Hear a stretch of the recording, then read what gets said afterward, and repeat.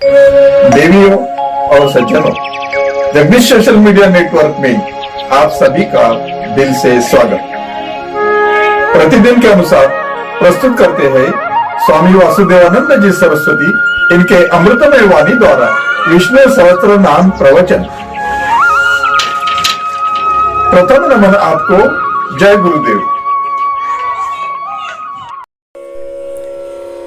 श्री विष्णु सहस्त्रनाम ज्ञान यज्ञ प्रवचन क्रमांक 416, श्लोक क्रमांक 56 और नाम क्रमांक 400। जय महाकाल। आज 4 जुलाई 2021 है और आज से अपना महामृत्युंजय महायज्ञ 222 दिन शेष है। जय महामृत्युंजय महायज्ञ। ओम त्र्यंबकं यजामहे सुगंधिं पुष्टिवर्धनम् उर्वारुकमिव बन्धनान् मृत्युर्मुक्षीयमामृतात्। सदाशिवसमारम्भान् शङ्कराचार्यमध्यमाम् अस्मदाचार्यपर्यन्तां वन्दे गुरुपरम्पराम्। नमः चिन्मयदेवाय तेजोमयाय धीमहि सुबोधानन्दरूपाय नमः पुरुषोत्तमाय च।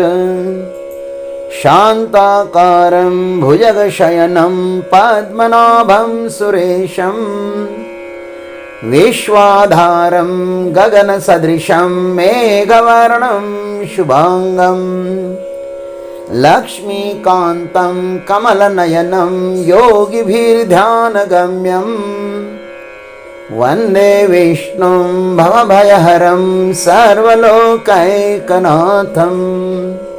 महायोगपीठे तटे भीमरथ्यां वरं पुण्डरीकाय दातुं मुनीन्द्रैः समागत्य तिष्ठन्तमानन्दकन्दं परब्रह्मलिङ्गं भजे पाण्डुरङ्गम्। रामो विरामो विरजो मार्गो नेयो नयो नयः वीरः शक्तिमतां श्रेष्ठो धर्मो धर्मविदुत्तमः। ओम अनयाय नमः। ओम तत्सत्। जो परमात्मा मार्ग भी है, मार्गदर्शक भी है और स्वयं गंतव्य भी है। अब प्रश्न यह होता है कि अब क्या उसका भी कोई नेता होता है? इस पर कहते हैं कि नहीं, वह अनय है, अर्थात इसको अन्य कोई भी नेता नहीं है। वह परमात्मा कैसा है? स्वयंभू है।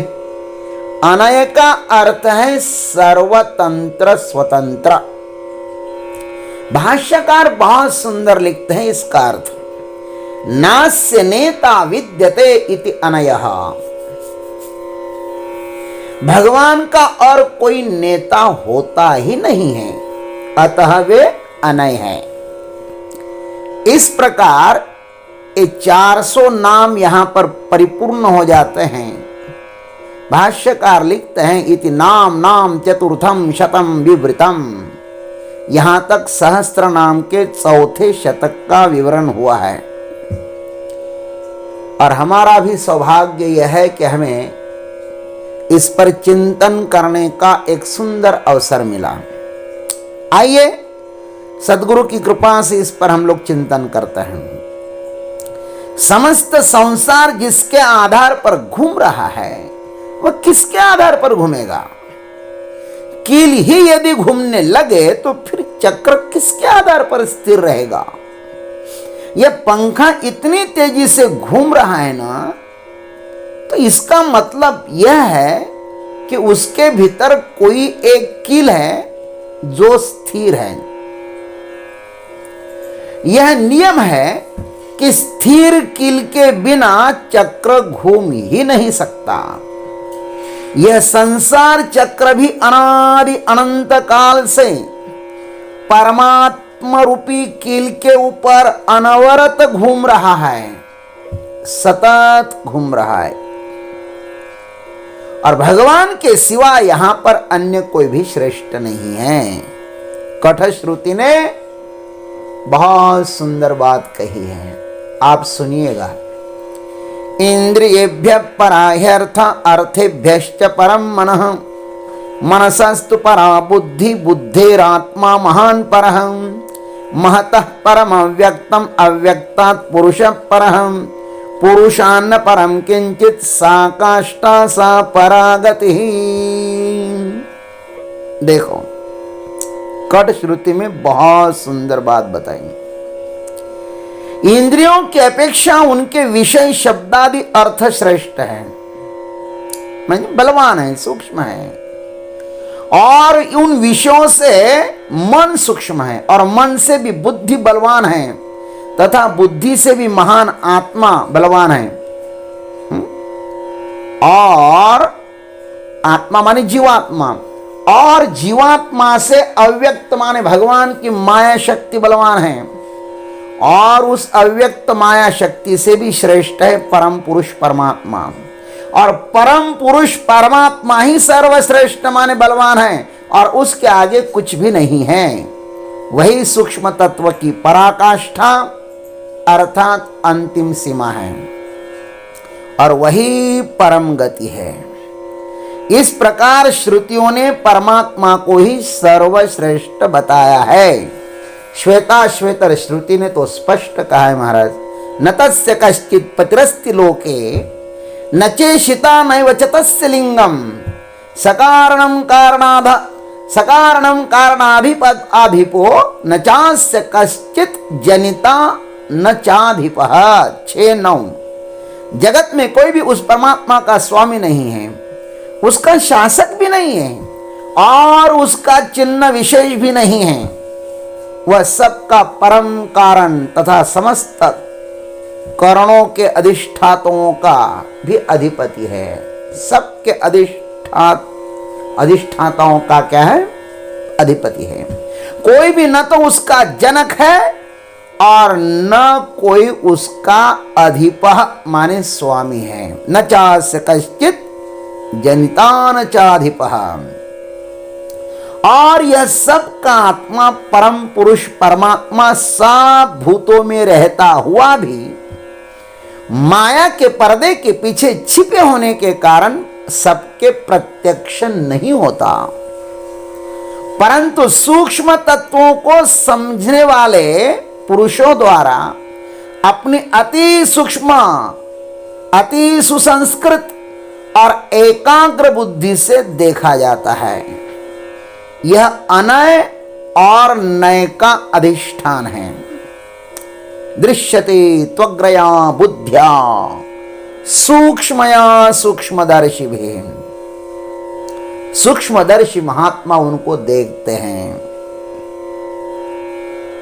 नय का अर्थ चलता है ऐसा है, वह जीवात्मा है।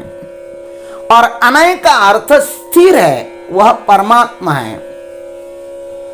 नदी चलती है और सागर स्थिर है, इसलिए श्रुति ने उसे तदे जति तम नहीं जति कहा है। गीता जी ने उसको इस प्रकार कहा है, सर्वेन्द्रिय गुणाभासम सर्वेन्द्रिय विवर्जितम असक्तम सर्वभृच्चैव निर्गुणम गुण भोक्तृचा। 13-14। वह संपूर्ण इंद्रियों के विषयों को जानने वाला है, वास्तव में सब इंद्रियों से रहित है तथा आसक्ति रहित होने पर भी सबका धारण पोषण करने वाला है, और निर्गुण होने पर भी गुणों को भोगने वाला है। यह विरोधाभास न शास्त्रों में देखने के लिए मिलता है। और अद्वैत शास्त्र में तो यह अनेक बार आया है। वो चलता भी है, तदे जति तन्ने जति। वह निर्गुण भी है और गुणों को भोगने वाला भी है इत्यादि। क्योंकि यह संसार विरोध से ही भरा हुआ है। सत्य को ढकने के लिए असत्य तैयार ही है महाराज। सद्गुणों को ढकने के लिए दुर्गुण तैयार ही है। यह समूचा संसार विरोधाभास से जूझ रहा है। इसलिए श्रुतियां विरोधाभास का वर्णन मजबूरीवश करती है। उनको वर्णन करने की कोई इच्छा नहीं, लेकिन करना पड़ता है। आत्मा जब परमात्मा से विमुख हो जाता है ना, तो जीवात्मा कहलाता है। वही आत्मा जीवात्मा कहलाता है। और वही आत्मा परमात्मा के सन्मुख होता है तो परमात्मा कहलाता है। यह नए जीवात्मा ही है। यह जब परमात्मा को मिलने के लिए जाता है ना, तो अंततः परमात्मा ही हो जाता है। क्योंकि दोनों भी सजातीय ही है। जैसे बूंद सागर को मिल जाता है, वैसे ही नए अनय में विलीन हो जाता है। अनय से परे कुछ भी नहीं है। इसलिए जिसको भी अनय परमात्मा की यात्रा करनी हो, उसके ऊपर पूर्वोक्त इन तीनों मार्ग, ने और नए स्वरूप परमात्मा की कृपा होनी चाहिए। मार्ग की कृपा होनी चाहिए, नए परमात्मा की कृपा होनी चाहिए, और नए स्वरूप परमात्मा की भी कृपा होनी चाहिए। इन तीनों से गुजरे बिना अनय का साक्षात्कार नहीं हो सकता, और अनय का साक्षात्कार हुए बिना यह जीव परम शांति को उपलब्ध नहीं हो सकता। यह नए परमात्मा की लीला है। और इस प्रकार इति नाम चतुर्थम शतम विवृतम, इस प्रकार यहां तक सहस्त्र नाम के चौथे शतक का विवरण पूर्ण हो रहा है। महाकाल भगवान की महान कृपा ने एवं सद्गुरु के आशीर्वाद ने मेरे से महान कार्य पूर्ण किया है। मैं इन महान आत्माओं का सदैव ऋणी हूं। अब प्रभु से यही प्रार्थना है कि हे प्रभु, आप शेष नामों पर चिंतन करने के लिए मुझे शक्ति प्रदान करें, और मेरा यह समय भगवत चिंतन में लग जाए। यही मुझे आप आशीर्वाद दीजिए, और यही मेरी आपसे अपेक्षा है। आपकी कृपा से मूक भी वाचाल हो जाता है। मूकम करोति वाचालम पंगुम लंघयते गिरिम, और पंगु भी महामेरु पर्वत पर सहज ही चढ़ जाता है। तो आप हमारे ऊपर भी कृपा करें, मेरे ऊपर भी कृपा करें, और मेरे श्रोताओं के ऊपर भी कृपा करें। वो भी विष्णु सहस्त्र नाम को वैसा ही समझे, मेरे से ज्यादा समझे, और विष्णु सहस्त्र नाम को अपने हृदय में धारण करें। इन 1 सहस्त्र रुद्राक्ष मणियों की माला वह अपने गल में पहन लें। ये तो राम नाम की माला है, रुद्राक्षों की माला है, हरिनाम की माला है। महामंत्र जहि जपत महेशु, काशी मुक्ति हेतु उपदेशु। अथवा सुमिरि पवन सुत पावन नामो, अपने बस किए राखे हो रामो। नाम को बहुत महत्व है। सार सार सार विठोबा नाम तुझे सार, मुखी नाम हाथी मोक्ष, ऐसी साक्ष बहुत आचे। खैर, ओम तत्सत। जय गुरुदेव, जय जगदीश्वर, जय जय महाकाल। अभी आप सुन रहे थे स्वामी वासुदेवानंद जी सरस्वती इनके अमृतमय वाणी द्वारा विष्णु सहस्त्र नाम ज्ञान यज्ञ प्रवचन का अगला भाग लेकर कल सुबह फिर उपस्थित होंगे। हरिओम।